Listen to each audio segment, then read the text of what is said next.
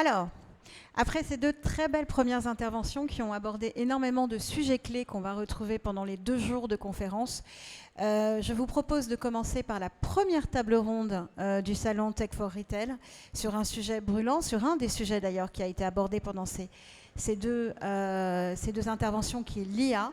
Le thème est assez clair, IA dans le retail, cas d'usage et perspectives futures. Et pour porter ce thème, je vous propose d'accueillir les 4 intervenants. Arnaud Tournesac, directeur associé pour McKinsey.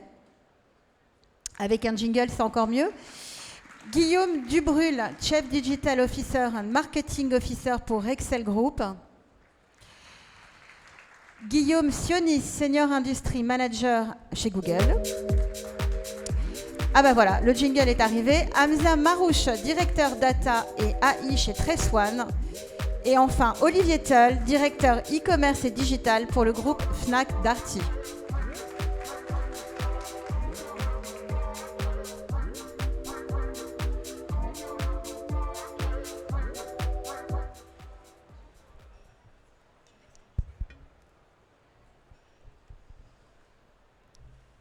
Je vais commencer. Bonjour à tous. Évidemment, on n'a pas les slides, mais c'est pas grave. Alors,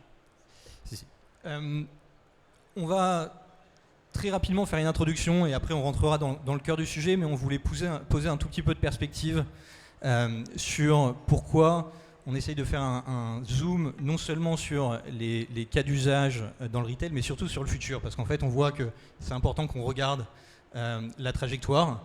Et je pense que j'ai entendu Arthur Sadoun tout à l'heure qui mentionnait à quel point c'était un sujet crucial pour l'Europe. Partir déjà d'un point sur les inquiétudes qu'il y a eu en termes de transformation de la workforce et est-ce qu'elles sont toujours aussi importantes.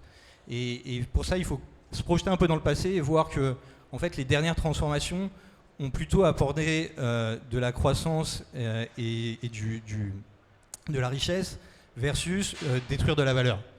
Et en fait, on est sur quelque chose... Hop, on va y arriver.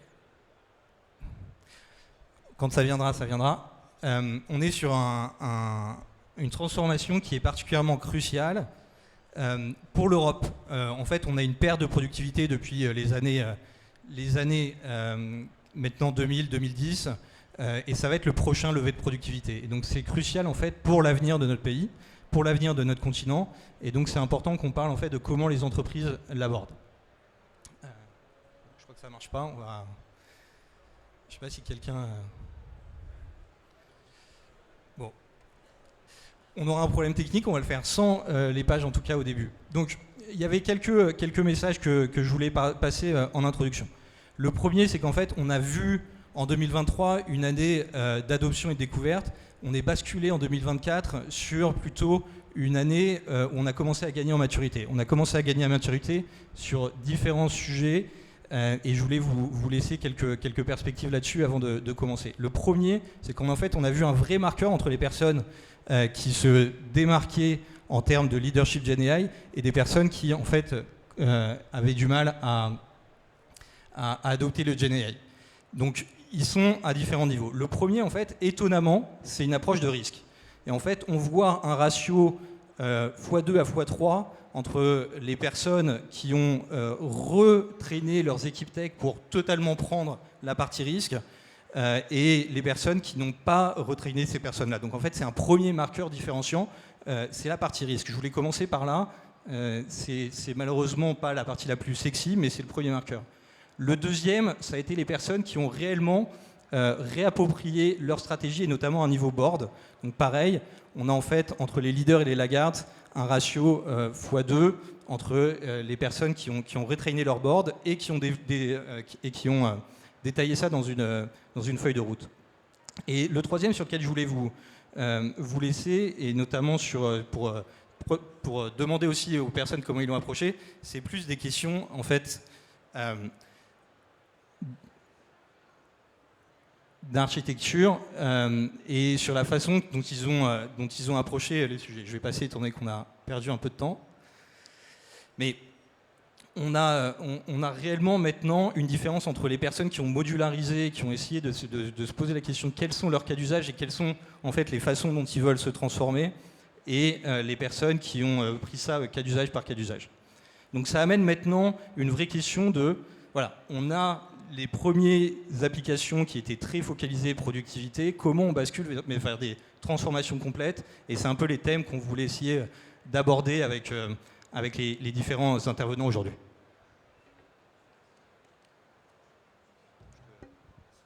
Hop, je veux bien le clicker, s'il te plaît. Hop, j'ai quelques slides aussi. Donc je m'appelle Guillaume Souny, je suis Industry Manager chez Google. Ça fait bientôt une dizaine d'années que je gère les relations entre des gros retailers et Google sur les sujets marketing et data. Hop, je vais accélérer, j'ai pas de retour. Moi, je voulais commencer par parler du consommateur, qui est voilà, notre client à tous dans la salle. Donc on a du B2B, du B2C et des solutions de support. Ce qu'on observe, c'est une tendance de fond depuis plusieurs années et avec plusieurs études qu'on a pu mener, c'est que le niveau d'exigence du consommateur a largement augmenté depuis la digitalisation des comportements du consommateur. Et c'est une tendance de fond qui oblige les retailers à améliorer leur expérience en continu, parce que ceux qui ne le font pas, en fait, se font distancer par ceux qui provoquent de meilleures interactions avec le client final. Ce qu'on a observé dans une étude qu'on a fait avec Ipsos sur 38 pays l'année dernière, c'est qu'on a un plus grand contrôle, donc c'est le chiffre derrière, on a un plus grand contrôle du consommateur de la façon dont il fait ses achats. Il y a des raisons macroéconomiques avec l'inflation, mais il y a aussi une question aussi de comportement et de mindset qui a changé chez le consommateur, où on a quasiment 40% de moins d'achats plaisir, d'achats impulsifs quand on compare les études. On a aussi deux types de patterns qui vont toujours dans ce sens-là. C'est qu'on a quasiment, sur le chiffre qui est derrière moi, on a quasiment les 2/3 des parcours utilisateurs où il y a plus de 6 actions, 6 interactions. C'est-à-dire qu'on est vraiment dans une phase où on compare les marques, on compare les produits, on compare les distributeurs, et ce benchmarking-là, ça fait vraiment partie de la vie du retail maintenant. Dernier insight aussi qui va dans ce sens-là d'une plus grande exigence, c'est qu'on a en magasin aussi ce niveau d'exigence qui s'est élevé, avec un parcours sur 2 qui est préparé en amont, avec du benchmarking, du prix, de l'information qui est prise sur le digital pour préparer sa visite. Donc tout ça pour dire, et là où la bascule est importante avec ce sujet IA, c'est qu'on a une exigence qui grandit, et les retailers, pour améliorer leur expérience au sens large, doivent se nourrir des meilleures technologies et des meilleures interactions, des meilleures évolutions de ce qui est possible pour eux. Avec toujours cette idée on a quelqu'un de chez Darty, d'avoir ce contrat-là qui marche bien avec le consommateur final. Ce qu'on observe, nous, chez Google, c'est qu'il n'y a pas une zone de la chaîne de valeur du retail qui n'est pas touchée par la révolution IA. C'est-à-dire qu'on peut entendre parfois dans les réunions qu'on fait, c'est « Ah bah moi, l'IA, ça va être que sur ma supply chain, moi, l'IA, ça va être que sur mon marketing ». En fait, nous, ce qu'on observe, c'est qu'il n'y a pas une zone qui n'est pas touchée par un sujet IA, qui peut être soit touchée de manière itérative, soit de manière... Hop, le clicker ne marche plus à nouveau. Voilà. En gros, il y a deux façons de faire qui sont complémentaires, soit une façon de faire qui est de l'ordre de l'optimisation. Donc comment je peux utiliser l'IA, c'est j'ai un projet Big Data, j'ai un projet au long cours depuis plusieurs années pour améliorer un process, pour améliorer une façon de faire. Donc ça, c'est plutôt de l'ordre de l'optimisation. Et on a une deuxième façon de faire qui est la disruption, c'est-à-dire qu'on peut aller voir une zone de son entreprise, de son organisation, où on sait que ça ne marche pas, et on va aller appliquer des process IA, on va aller appliquer de l'IA pour disrupter et faire un saut où on va passer 3, 4, 5 étapes de projets normaux, on va dire, en Big Data, pour gagner du temps et vraiment transformer sa pratique. Hop, bon. Après, dernière partie de mon introduction, je le fais sans slide, tant pis. C'était la proposition de valeur de Google. Donc, en gros, comment nous on se positionne dans cette proposition de valeur-là. Nous, on a 4 points à avoir en tête quand on parle IA avec Google.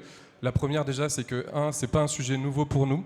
On a un banc de recherche et de chercheurs en intelligence artificielle qui est juste phénoménal. Il faut voir que sur ce secteur-là des chercheurs en intelligence artificielle, ça fait à peu près 15 000 chercheurs et chercheuses dans le monde entier qui sont capables d'écrire des papiers de recherche sur l'IA. Et nous, on en a déjà plusieurs milliers chez nous en interne dans nos labos d'intelligence artificielle. On a sorti des algorithmes qui peuvent être utiles à la fois pour l'applicatif d'entreprise au sens large, mais aussi pour les sciences de la vie, où on a eu quand même 2 collègues qui ont eu le prix Nobel cette année en chimie pour leur découverte d'AlphaFold, qui est un algorithme qui permet de mapper les protéines, où en fait, pour vous donner un ordre de grandeur, arriver à mapper une protéine, c'était le travail d'un doctorant sur 5-6 ans. Et nous, ça a été fait, 300 millions de protéines ont été mappées en 6 mois avec AlphaFold. Donc pour vous donner la magnitude du changement que ça peut opérer sur ce type-là de secteur. Hop. Voilà. Deuxième point, et je vais aller vite, le deuxième point, c'est sur l'infrastructure, où nous, côté Google, on a un client, notre premier client en termes d'infrastructure, c'est nous-mêmes. On opère avec des produits qui ont des milliards d'utilisateurs. On a besoin de ce passage à l'échelle et on a une infrastructure qui est prête pour l'IA, où on a nos propres puces, nos propres data centers et on a des investissements en CAPEX qui sont colossaux. Je vais vous donner 3 chiffres. Le premier chiffre, c'est le chiffre d'investissement qu'on a mis, nous, côté Google, sur l'infrastructure IA cette année. C'est 38 milliards de dollars sur Q1, Q2, Q3. C'est déjà plus que, deuxième chiffre, l'ensemble de l'année dernière où on avait mis 32 milliards. Donc sans compter Q4, on est déjà à plus d'investissement dans nos infrastructures que l'année dernière. Et pour aller dans le sens de ce que disait Arnaud sur le parallèle avec l'Europe et la France, le chiffre total public et privé des investissements en R&D en France, c'est 57 milliards. Donc vous voyez un peu le niveau de magnitude d'investissement qui peut être mis sur ce sujet-là, c'est colossal et on n'est pas les seuls à le faire. Donc j'en ai parlé rapidement aussi. Troisième point de la proposition de valeur de Google, c'est nos produits. On a 6 produits qui ont plus de 2 milliards d'utilisateurs qui utilisent l'IA nativement, nos modèles Gemini qui sont nos meilleurs modèles. Donc je disais qu'on est notre premier client, on utilise aussi nos propres modèles pour faire en sorte que l'IA fonctionne bien et que les utilisateurs finaux, les consommateurs, aient la meilleure expérience possible. Donc voilà, c'est une force assez incroyable dans un monde où la donnée est de l'or. Et dernier point, et certainement le plus important, c'est sur la responsabilité et la façon dont on opère, on écrit les algorithmes d'IA. Côté Google, on a écrit des AI Principles, désolé pour le franglish, mais des principes d'IA qui sont inscrits en dur dans la façon dont on écrit les algorithmes, dans la façon dont on sort nos produits à destination du grand public ou du B2B. On a toute une suite d'outils qui permettent également, donc là c'est SynthID par exemple, qui permet de voir si une image est du deepfake ou pas. On a aussi du double check pour aller vérifier la source quand on a besoin d'aller vérifier la source. On a aussi donc about this image, c'est quand vous regardez une image sur Google Images, est-ce que vous dites est-ce que c'est un fake ou pas, d'où ça vient, est-ce que par exemple pendant le conflit en Ukraine on a beaucoup utilisé cette feature au début de la guerre où il y avait beaucoup de désinformation et en fait on était capable de voir que des images qui étaient utilisées par la propagande russe venaient en fait d'autres types de conflits et donc ça permettait aussi de casser un peu dans l'œuf ce type de désinformation. Donc ça pour dire voilà, que la responsabilité c'est quelque chose qui est inscrit en dur chez nous et ça se traduit dans un stack, donc toute cette expertise et ces années de travail sur l'IA ont été inscrits en dur dans un stack technique où on a une brique infrastructure qui est accessible à tous nos clients, des modèles Gemini qui sont écrits par le meilleur du marché, on va dire, en termes d'ingénieurs et de recherche. On a, enfin voilà, peut-être qu'on va rentrer dans le détail, on a une plateforme à destination des développeurs, donc c'est la 3e brique qui s'appelle Vertex AI, on adore nos brandings. Avec ensuite une dernière brique qui est à destination plutôt du grand public et des utilisateurs, d'assistants et d'agents qui permet d'utiliser l'IA au quotidien pour la productivité, pour vraiment toute une suite d'usages qui peuvent être divers et variés. Et je vais donner maintenant la parole à Olivier.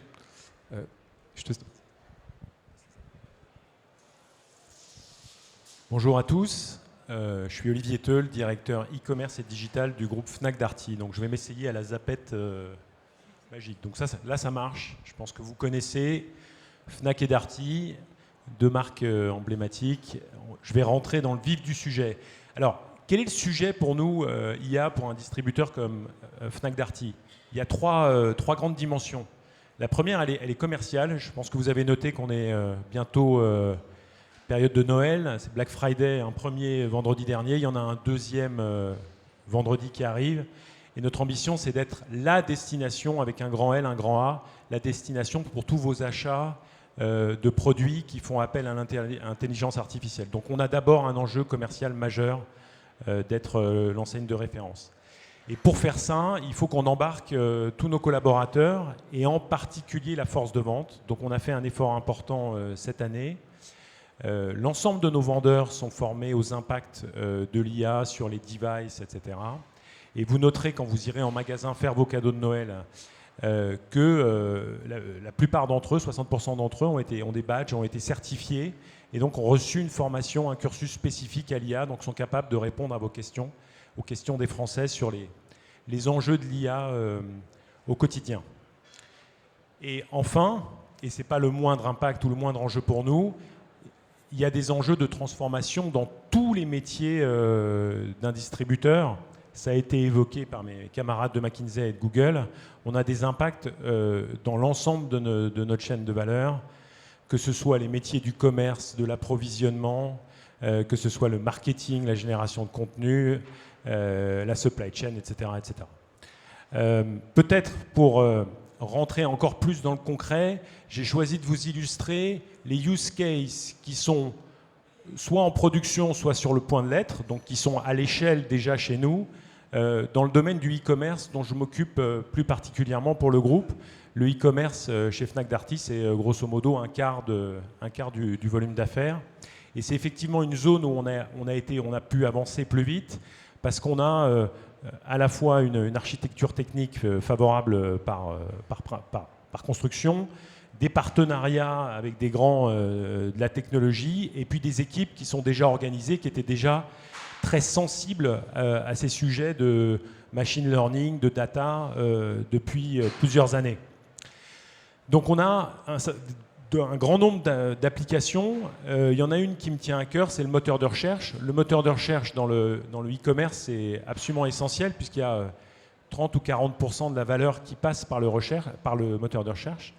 Quand vous allez sur Fnac ou sur Darty, vous avez des millions de produits qui sont là. Et donc, pour vous retrouver là-dedans, il faut un moteur de recherche qui soit hyper pertinent.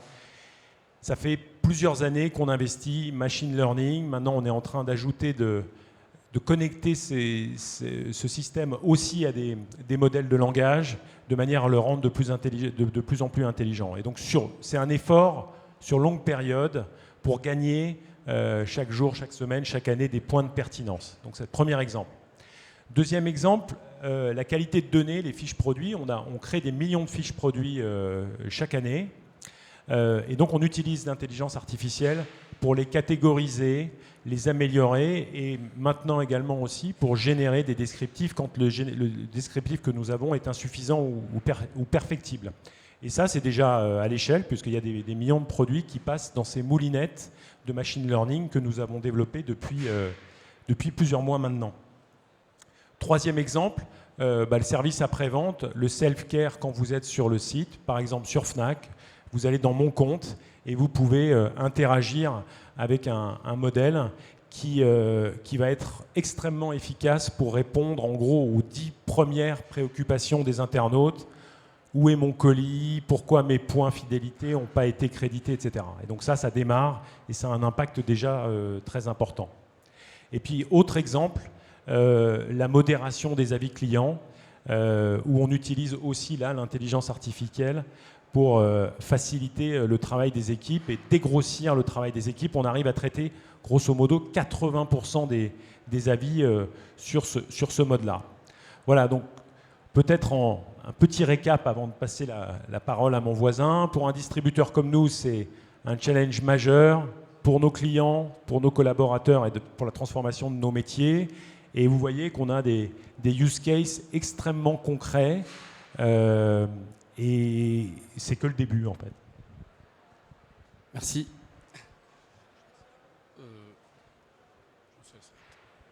Donc, Hamza Marouche, directeur Data et IA chez Treswan.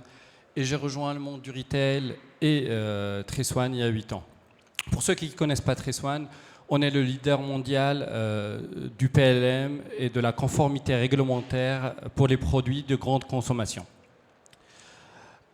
Aujourd'hui, on totalise une trentaine d'années d'expertise sur ce domaine et on travaille avec un peu plus de 9000 marques un peu partout dans le monde. Aujourd'hui, je vais partager notre expérience IA chez Treswan. L'équipe data et IA, jusqu'à présent, utilisait des modèles prédictifs à des fins de développement de dashboards analytiques. Mais depuis le début de cette année, on a testé de nouveaux concepts se basant sur l'IA génératif qui nous ont permis de valider le fait qu'on va pouvoir aider nos clients à gagner en performance en automatisant plein de process chronophages, notamment sur la partie saisie de l'information. Le deuxième concept, c'est qu'on va pouvoir faciliter l'interaction avec nos produits grâce au langage naturel. Et donc, face aux bons résultats de nos tests, on a décidé dès cette année d'inclure ces fonctionnalités sur nos produits. On s'est associé à Google Vertex IA pour accélérer la transition technologique. Et donc, dès cette année, on va voir apparaître nos premiers use cases sur nos produits se basant sur l'IA génératif. Donc, voilà. Merci. Bonjour à tous, merci d'être si nombreux aujourd'hui. Je pense que c'est un bon signe du fait que les sujets IA sont des sujets très significatifs pour le retail. Je m'appelle Guillaume Dubrul, je suis en charge du digital, du marketing et de la supply chain chez Rexel, membre du comité exécutif. Quelques mots peut-être sur Rexel, parce que je ne suis pas sûr que chacun d'entre vous connaisse cette société. On est le deuxième acteur mondial de la distribution B2B de matériel électrique. Donc on a un chiffre d'affaires de 19 milliards d'euros dans le monde entier, 19 géographies, 40% à peu près en Amérique du Nord, États-Unis et Canada, 50% en Europe et un peu moins de 10% en Asie et Pacifique. En termes de secteur d'activité, on est présent sur l'ensemble des métiers de l'électricité pour des usages résidentiels, construction de nouveaux bâtiments résidentiels et rénovation, des usages tertiaires et commerciaux, immeubles de bureaux typiquement, et des usages industriels, à nouveau aussi en industrie, à la fois des constructions d'usines, mais aussi la maintenance du parc industriel existant. On s'est récemment développé dans des secteurs d'adjacence porteurs comme le photovoltaïque, comme le datacom ou le véhicule électrique qui représente également une part significative de notre chiffre d'affaires. En termes de nombre de collaborateurs, on a 27 000 collaborateurs dans le monde et on a un business model qui est déjà fortement aujourd'hui physique et digital. Il est très physique parce qu'on a 2000 agences, donc 2000 magasins répartis dans nos différents pays. Et en même temps, on a 32% de notre chiffre d'affaires, donc 6 milliards d'euros par an, qui passent sur des canaux digitaux, dont une très forte proportion sur des sites e-commerce. Et cette proportion, évidemment, elle ne fait que grossir et on a un objectif interne et annoncé d'avoir 50% de notre chiffre d'affaires en digital à moyen terme, c'est-à-dire à horizon 2028. Donc pour nous, l'IA, qu'est-ce que c'est? Ça fait un moment qu'on a investi en intelligence artificielle. On a commencé à investir en intelligence artificielle en 2018. À l'époque, on était déjà convaincus que ça allait avoir un impact fort. Évidemment, on ne parlait pas encore tellement d'IA générative, on était surtout sur de l'IA prédictive. Et donc, on a commencé à construire nos premiers use cases, on va y revenir, à constituer également une équipe, ce qui est cœur. Et dès le début, on a eu cette volonté d'avoir un insourcing assez fort des compétences sur le sujet et en même temps une centralisation aussi sur ces sujets-là, puisque concrètement, l'ensemble des cas qui sont construits in-house sur l'intelligence artificielle le sont par une équipe qui est basée ici à Paris pour l'ensemble des pays. Et aujourd'hui, ça nous amène à avoir un certain nombre de use cases qui sont déjà at scale. Je vais en citer deux, mais on pourra continuer à en parler dans la suite.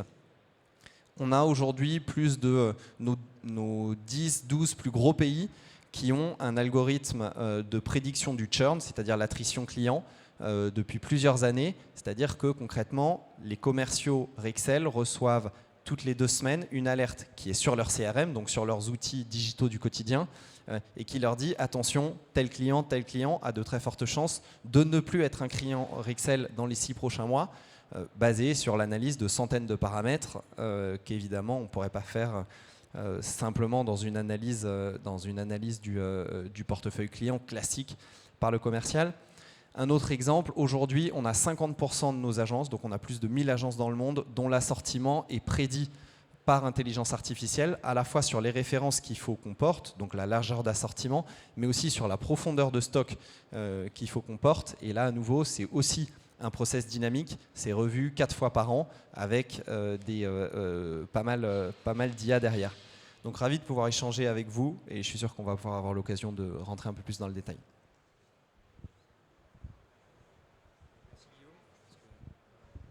La technologie ne m'aime pas aujourd'hui.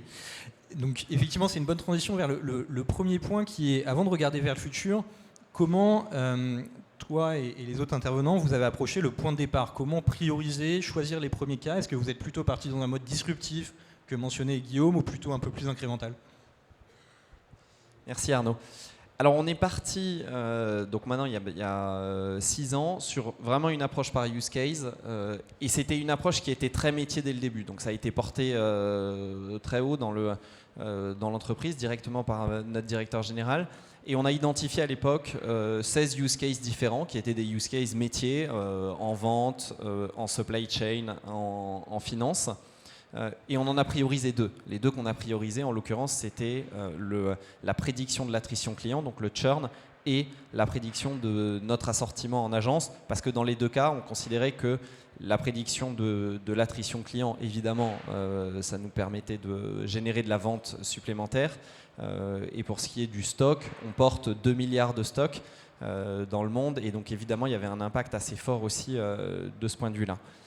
L'autre élément que je mentionnerai, c'est un élément technologique assez fort, puisqu'une fois qu'on avait choisi ces use cases, il y a un élément fondamental qu'il nous a fallu construire, c'est rassembler ces données. Parce qu'on a eu dès le début la volonté de construire ces algorithmes de façon centrale, et évidemment il faut les nourrir avec de la donnée, et donc c'est le moment où on a commencé à constituer une data platform centrale. Donc évidemment derrière il y a le fait de générer la donnée, de l'homogénéiser, etc. Pour pouvoir construire nos cas. Et le dernier élément que je mentionnerai, c'est qu'on parle souvent de 10, 20, 70, il y a 10% qui est fait sur la constitution de l'algorithme, mais ça finalement c'est quelque chose qui est relativement facile, soit on a les compétences in-house, soit on va chercher à l'extérieur. 20% une fois que l'algo est construit sur comment est-ce que je l'adapte à chacun de mes contextes, en particulier pour un business comme le nôtre où on est dans des géographies différentes, donc il y a un contexte business un peu différent, un format de données qui peut être différent. Et ensuite il y a 70%, c'est-à-dire l'essentiel, et je suis sûr qu'on y reviendra aussi, qui est sur l'adoption. C'est souvent l'élément qu'on a tendance à sous-estimer, et Olivier tu le mentionnais aussi sur tout le programme de change, la formation des vendeurs, etc. que vous faites. Et je pense que c'est un élément qui est effectivement critique. Alors, côté TraceOne, comme je disais tout à l'heure, on propose une suite d'outils SaaS qui permettent à nos clients de gérer le cycle de vie de leurs produits. Mais d'abord, avant de répondre et partager sur cette question, j'aimerais bien expliquer pourquoi des clients retailers et industriels souhaitent utiliser des produits PLM comme le nôtre. D'abord, pour une raison stratégique, parce qu'ils veulent améliorer le time to market et réduire le temps entre le moment où ils vont commencer la conception d'un produit et le moment où ce produit-là va se retrouver sur le marché. La deuxième raison, c'est qu'ils veulent avoir une bonne qualité de la donnée. Parce qu'une fois que l'information elle est sur nos PLM, elle va devoir voyager sur d'autres plateformes type e-commerce. La troisième raison, c'est que nos clients veulent agréger, analyser l'information afin d'optimiser leur process et améliorer leurs produits. Et donc, quand nous, on a démarré nos tests via l'IA générative, on s'est posé la question suivante, c'est comment donc, du coup, l'IA générative va pouvoir nous aider à améliorer ces objectifs-là. Et donc, on a testé une dizaine de cas techniques et il s'est avéré qu'il y a 2 cas qui nous ont apparu prometteurs et impactants sur ces objectifs-là. Donc, le premier, c'est qu'aujourd'hui, grâce à l'IA générative, on est capable, l'IA générative et quelques lignes de code, on est capable d'interpréter un document, une image, et y extraire les informations intéressantes. Et encore grâce à l'IA génératif, on est capable de classifier ces informations-là sur nos référentiels. Donc, cette avancée technique, aujourd'hui, va impacter directement la performance de nos clients.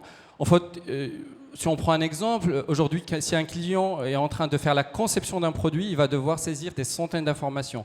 On parle de recettes, d'informations packaging, d'informations liées au site de certification. Il va travailler avec ses collègues et il va souvent recevoir des informations sous forme de documents. Et donc aujourd'hui, nos clients sont en train d'ouvrir ces documents-là, les lire, souvent les traduire et les classifier sur des listes déroulantes concrètement. Et donc maintenant, grâce à l'IA génératif et ce process-là, ils vont juste glisser le document et laisser l'IA gérer tout ce process-là. Donc ça va faire gagner du temps et donc du coup de la performance. Ce même cas technique va nous aider aussi à améliorer la qualité de la donnée et notamment un client qui a fini le design d'un packaging avec une agence marketing. Il va faire un dernier contrôle en ouvrant cette image avec les informations sur les ingrédients, Nutri-Score ou d'autres informations marketing. Et il va comparer avec notre PLM pour s'assurer qu'il n'y ait pas de delta. Et donc encore, là, l'IA va alerter en temps réel dès qu'il y a un delta. Maintenant, je vais passer au deuxième concept technique qui nous paraît aussi va faire gagner en performance. Aujourd'hui, grâce encore au langage, et précisément, je vais parler du langage naturel. Aujourd'hui, on va proposer à nos clients une base de données réglementaire mondiale documentaire qui va donc leur permettre de suivre la réglementation et s'assurer que leurs produits sont conformes. Et donc, un industriel qui commercialise un produit en France aujourd'hui, qui souhaite par exemple le commercialiser demain en Chine, va aller sur cette plateforme, appliquer les filtres, le pays, catégorie de produits, et ainsi de suite. Il va se retrouver avec un document, voire quelques documents, rédigés en langue étrangère. Donc il va devoir traduire, lire, interpréter et trouver ces informations. Et donc, grâce au langage naturel, il va juste poser maintenant la question, quel est le taux d'additif, tel additif maximal pour les produits surgelés en Chine. Et donc, là, l'IA générative, et le langage naturel, va nous rendre une réponse en quelques secondes synthétique, se basant sur ces mêmes documents. Et en prime, elle va donner tous les moyens de contrôle pour s'assurer que c'est vraiment la bonne réponse. Donc, on va extraire de manière brute les quelques lignes qui vont nous donner, qui sont en lien avec ces informations-là. Et aussi, l'IA va partager le raisonnement à partir de ces lignes-là jusqu'à la réponse. Donc, je vous laisse imaginer le gain de temps potentiel sur ce type de use case. Et donc, ce même use case-là, ou ce cas technique, va nous permettre aussi de permettre à nos clients de rechercher et d'analyser l'information. Donc maintenant, pour répondre à la question directement, chez TraceOne, on a choisi d'utiliser l'IA génératif là où on va faire gagner en performance, là où on va faire améliorer la qualité de la donnée, et là où on va faciliter l'interaction et la recherche et l'analyse de l'information. Très focalisé valeur. Non, pour répondre à cette question de comment on avance ou comment on priorise, je crois que nous, à la différence de Google, ou alors peut-être Amazon, on n'a pas des dizaines de milliards de capacités d'investissement, donc on a des capacités d'investissement qui sont limitées. Donc le sujet, c'est la priorisation. Et comment on priorise, je crois que c'est notre job à tous au quotidien, c'est d'essayer de trouver l'intersection entre des impacts à court terme, les innovations qui se présentent sur le marché, et puis des équipes qui sont là, qu'on est capable d'embarquer pour avoir un impact rapide et donc amorcer une dynamique de progrès.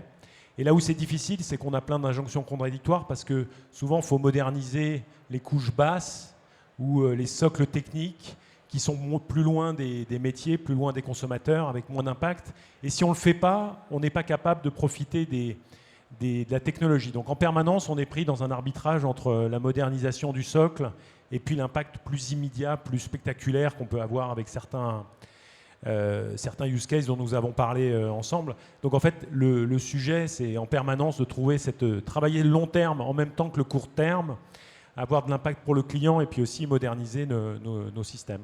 Voilà. Hop. Question aussi qui touche les people. On a beaucoup d'impact sur la valeur, sur les métiers. Qu'est-ce que ça a pu avoir comme impact, ces changements et l'implémentation de ces différents cas d'usage pour votre structure d'organisation, pour la formation de vos people? En gros, qu'est-ce que vous avez mis en place? C'est à la frontière entre le RH et la transformation stratégique. Qu'est-ce qui a été important pour vous à cet égard-là? Je te cède le micro, Guillaume. Merci. Je dirais qu'il y a 4 points qui illustrent un peu cette question. La première chose, c'est une organisation par solution qu'on a pris dès le début, qui est multidisciplinaire, c'est-à-dire qu'il y a des data scientists, mais il y a aussi des personnes qui viennent du métier. En l'occurrence, on a extrait, on va dire, du métier, soit en supply chain, soit en vente, des gens qui connaissaient très bien, qui étaient dans des jobs opérationnels et qui ont rejoint les équipes solutions. Et ensuite, il y a évidemment des data engineers, des personnes, des développeurs aussi IT, pour que ce soit à la fin totalement intégré dans nos systèmes. Et pour nous, la data science, c'est pas un POC à côté. C'est vraiment, on n'a d'ailleurs pas de différence entre une organisation data ou digital d'un côté et une organisation IT. L'ensemble de ces organisations sont fusionnées. Le deuxième élément, c'est un suivi des solutions par PNL. Ça, c'est un changement assez important aussi, mais de dire, en particulier sur des sujets IA, et plus particulièrement sur l'IA prédictive, où la matérialisation des impacts prend un peu plus de temps qu'avec l'IA générative, c'est de dire on va suivre de façon intentionnelle l'impact PNL, qui peut être un impact vente, qui peut aussi être un impact coût ou marge, typiquement pour du pricing, pour être sûr qu'on continue d'investir sur les bons sujets. Le troisième élément, c'est la formation terrain. On en a déjà parlé, mais c'est vraiment le sujet sur lequel continuer d'investir. La formation des personnes qui, à la fin, vont utiliser l'IA, à la fois pour enlever les premiers biais qui sont des biais de peur, de dire pourquoi est-ce qu'on fait de l'IA, est-ce que ça va me remplacer demain, est-ce que ça va augmenter mon travail. Et puis le quatrième élément, c'est une montée en compétences des équipes sur le sujet. Et en particulier là pour le coup des équipes plutôt techniques. On a vu par exemple une très nette amélioration de notre taux de rétention sur la population data science depuis qu'on a investi sur l'IA vraiment at scale. Et j'en profite du coup pour passer le message également. Les talents, c'est le point clé, et donc évidemment on est toujours à la recherche des meilleurs talents sur ce sujet. Y compris dans un environnement économique qui peut parfois être plus compliqué. Ça fait partie des sujets sur lesquels on continue de recruter. Donc si jamais il y en a parmi vous qui veulent continuer à rejoindre l'aventure, n'hésitez pas. Le message est passé. Alors, côté TraceOne, les changements, je vais en citer 3. Le premier, c'est qu'on est en train de renforcer, donc pareil, nos équipes data IA avec des profils qui vont travailler sur l'IA génératif. Ils auront pour mission de comprendre le business et de proposer des nouvelles solutions à forte valeur ajoutée et les implémenter. Le deuxième changement, il est de l'ordre technique, où on a dû adapter notre architecture pour pouvoir accueillir cette nouvelle technologie. Et enfin, le troisième changement, c'est qu'aujourd'hui, dès la conception d'un produit, l'IA génératif va prendre une place centrale. On va tout de suite se poser la question comment l'IA va nous permettre de faire ou de faire mieux ou plus facilement ce nouveau besoin. Je rejoins mes collègues, le talent, et puis aussi être capable d'adapter les organisations. On a fait différentes tentatives, différents schémas. Il faut être capable à la fois d'être très proche des métiers pour avoir des impacts business et d'être bon sur ce qu'on appelle le produit, c'est-à-dire l'impact concret sur les sites, dans les métiers, pour les clients, etc. Mais aussi regrouper des compétences techniques. Donc là, aujourd'hui, on a créé cette année une data et AI factory avec 60 personnes à peu près qui concentrent un peu les savoir-faire dans ce domaine du groupe. Mais le sujet, c'est comment est-ce on l'ouvre sur les métiers et comment elle est capable d'embarquer les différents métiers pour avoir un impact maximal.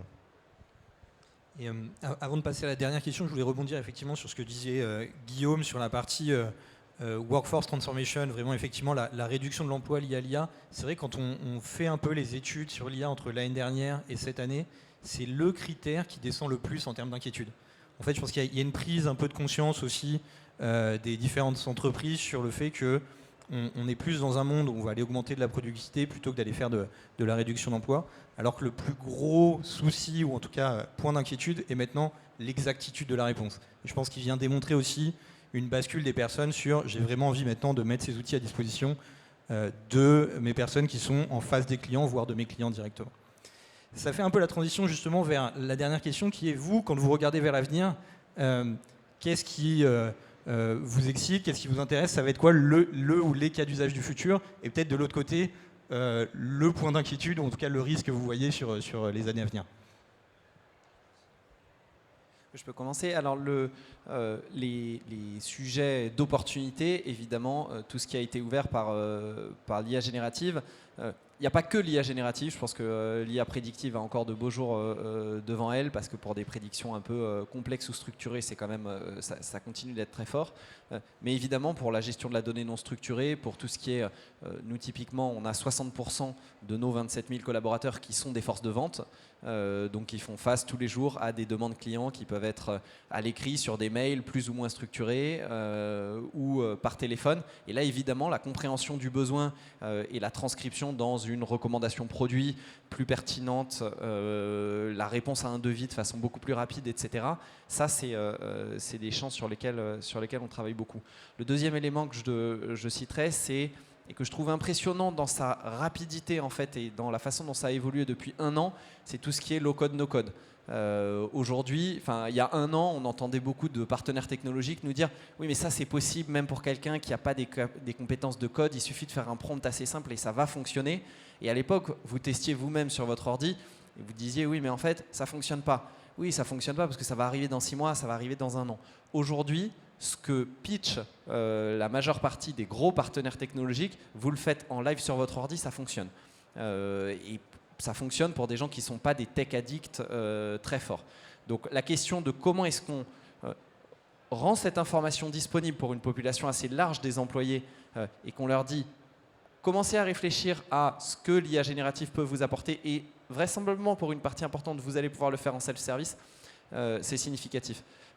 J'en viens du coup au risque. Le risque, c'est la profusion de cas non gouvernés. Donc je pense qu'en particulier avec l'avènement du low-code, no-code, la question de la gouvernance d'entreprise sur qu'est-ce qu'on peut faire ou pas et comment on monitore finalement les cas d'usage et en particulier ceux qui prennent beaucoup d'ampleur est un cas et une problématique importante. Donc, côté TraceOne et PLM, on va dire retail et industrie, aujourd'hui, comme je disais, on est en train de travailler déjà sur comment améliorer la performance en automatisant le maximum de tâches répétitives et chronophages, en mettant des points de contrôle sur la qualité et aussi comment faciliter l'interaction. Pour nous, une fois qu'on finit ce chantier-là, c'est déjà on va dire un game changer pour le domaine du PLM, de la grande distribution et des produits de grande consommation. Maintenant, la vision, c'est que si on prend la théorie, que ce chantier-là est terminé, qu'on a une qualité de données optimum et on peut la croiser avec d'autres plateformes d'une manière intuitive et encore là, grâce à l'IA générative, eh ben, on pourra anticiper par exemple des changements réglementaires où on va alerter en temps réel sur un produit ou un élément de produit qui n'est plus conforme ou proposer des améliorations sur les produits de nos clients et les produits de grande consommation comme des optimisations recettes ou des améliorations qui vont permettre à nos clients d'atteindre leur objectif RSE. Bon, ça reste la vision, mais comme je disais, on reste concentré aujourd'hui sur le court terme, sur les 3 éléments que j'ai cités auparavant. Pour nous, on va vers une accélération de l'impact. 2023, c'était un peu les premières expérimentations. 2022, 2023, des premières expérimentations. 2024, là, cette année, je vous en ai parlé, je vous ai les montré tout à l'heure. On en a qui sont un certain nombre de use cases qui sont at scale. Et je pense que dans les 2 années qui viennent, on va avoir des cas at scale qui vont avoir un impact transformatif très important. Donc la façon dont je vois le futur pour nous, c'est une accélération et un impact qui se diffuse partout en fait. Et pour rebondir sur ce qui a été dit juste avant aussi, il ne faut pas oublier cette notion très importante dont Rexel a parlé de gouvernance et de maîtrise des risques, parce que les risques sont là, ils sont au fur et à mesure que ça se diffuse encore plus important. Et donc il y aura toujours cet arbitrage entre la démultiplication et puis la gouvernance. Donc ça, c'est quelque part notre job quotidien. Voilà pour nous. Merci à toutes et à tous pour votre écoute. Merci messieurs. En mot de conclusion, je dirais que l'IA est devant nous. On n'est plus sur des mots-clés, des buzzwords comme on a pu en avoir sur les années précédentes. Là maintenant, j'encourage tout le monde à faire.